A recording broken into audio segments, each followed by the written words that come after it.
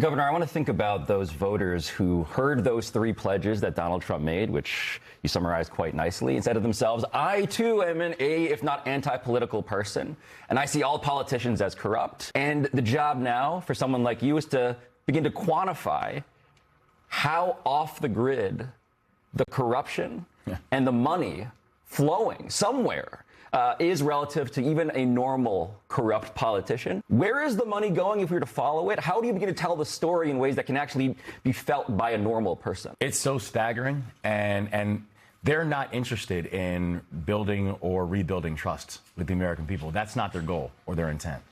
And I feel it because, listen, that's the family you're talking about. That's my family.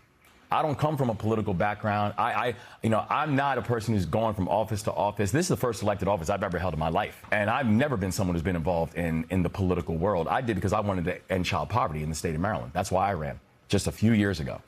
And I think about what people are seeing right now, where we are watching billionaires getting tax cuts and prediction markets allowing people with access to make money on insider information.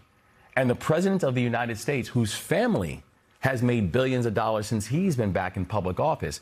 And people are frustrated and angry. I know in the state of Maryland, for example, I had predecessors who made millions of dollars while they were the governor because they were able to make decisions based on information on decisions that they were making. So not only did I put all of my assets in a blind trust so people could have full faith and confidence that what I'm doing, I had no idea what's ever benefiting me, but I actually signed legislation in Maryland that from here on out, anyone who will ever be the governor of the state of Maryland must put their assets in a blind trust so people can help to restore the faith in the decisions that are being made by the chief executive. So we are going to have to be able to talk about how are we going to rebuild and think about this thing differently.